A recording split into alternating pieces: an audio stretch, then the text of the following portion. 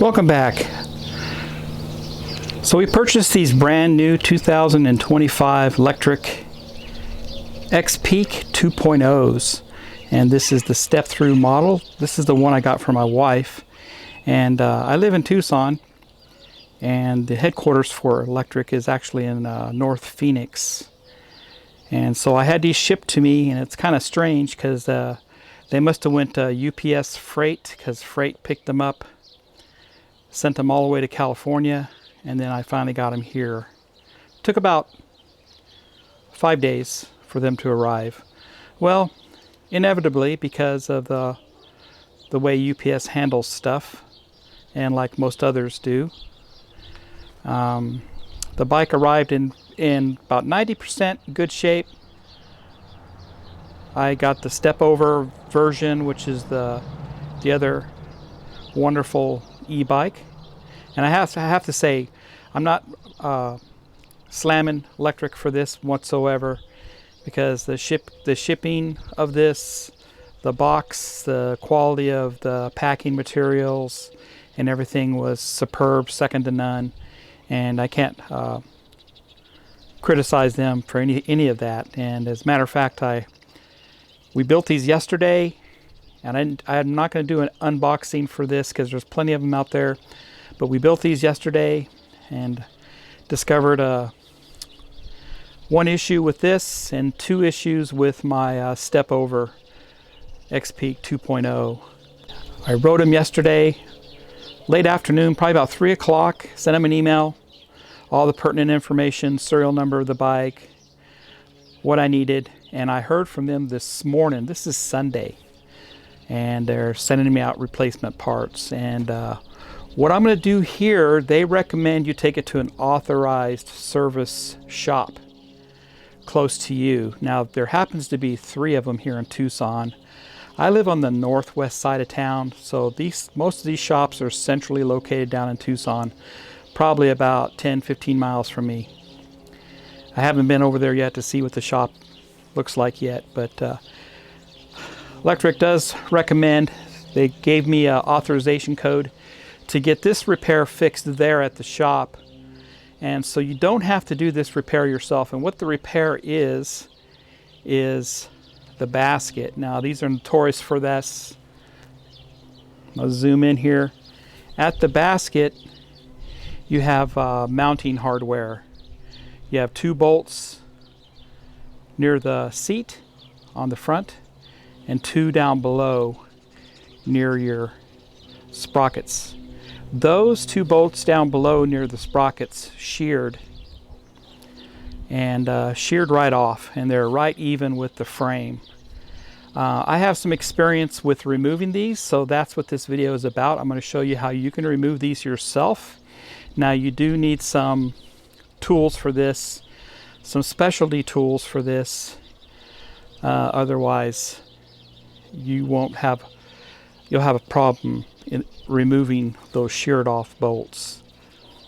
Like I said, I do have some experience with this. And there's a close-up of the area where they sheared off, and I'll show you that here in a second. Now, the experience I have with this, I am retired Air Force. I worked on the Titan II missiles down here in Tucson, and then I moved over to the C-130 Hercules as a technician, crew chief actually. So the experience I have recently is with my XJ. This is a 96 XJ. I've got about a 7-inch lift under it, Rubicon Express. Anyway, this was kind of odd. Everything that breaks on this thing, my friends, they don't experience the same breakage. But what happened was my motor mounts sheared right off. The bolts holding the motor mount to the block on the 4.0 straight 6 sheared right off on the block. So I was in the same predicament. How do I get those bolts out? And the method I'm using here on my bike will be similar to the method I used for those, and they just came right out after I was able to get a hold of them. So there you go. All right, so I went ahead and prepped the bike to move the rack out of the way so I can remove those sheared bolts. And just to go on with what I was telling you is Lectric did send me an email with an authorization number to take it to my local bike shop that works on these, and they'll remove those bolts for me for free. I just have to get it over there and do it within 30 days.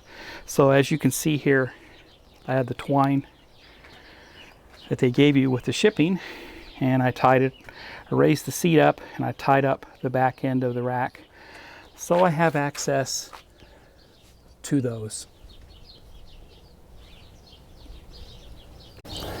And you can see there how it's completely sheared off. Both sides, just like that. So as you can see here, some of the specialty tools that I use for this is a center punch along with some left-handed threads for the drill bits. And they don't have to be real expensive. Just get yourself a new set of bits so it makes it easier for you. And not shown, I also use some WD-40 to oil up the area. And it's important to use that center punch because using that gives a guide for the drill bit, and the drill bit won't wander off and end up scraping the paint of your bike. So that's the whole reason for the punch. Now I start with the smallest drill bit as I can with this, and I want to drill a hole, get a starting hole into the bolt. And then once that hole is there, then I go ahead and increase my drill bit size to a little larger and keep drilling. You want to use an electric drill that is reversible, and you can control its speed by a trigger pull. So the lighter pull on the trigger, the slower the drill goes, and you want to do it slowly. Once you have that hole created, then you can go ahead and grab a larger drill bit, and it should grab on to that pilot hole that you drilled and actually cause the threads of that bolt to start unscrewing. Once you have enough unscrewed, then you can go ahead and use a set of vice grips to pull the rest of it out. A very easy, simple process, but be very careful with this. Like I said, you want to go slowly with it so you don't cause a drill bit to break or cause a drill bit to skip off your pilot hole and damage the paint on your bike. So I was able to do both sides, get them all cleared out, taking my time. Took me about 2 hours, and there you go. Alright, so I was able to extract those sheared off screws, and you'll see here I will show you all 4 pieces together there, but you want to take your time with using those drill bits. Start with the smallest drill bit and go slowly. Go ahead and spray it down with a little WD-40 or some 3-in-1 oil. Keep it oiled up. You can spray some oil in the backside of where that screw mounts into, and just slowly work your way up to the bigger bit. What you want to do is you want to try to build and drill a trench with the smaller bits, and then put the larger bit on there, and it should bite and start screwing your screw back out. And that's what happened. I did both sides. It took me a couple of hours because I took my time. So I'll go ahead and put some links down in the description below of some of the specialized tools I used for this. So if you like my content, please subscribe to my channel and smash that like button. Look for more e-bike videos to come. I haven't ridden this yet, but when the parts come in, you bet I'll be on the road with it. Thanks for watching, everybody.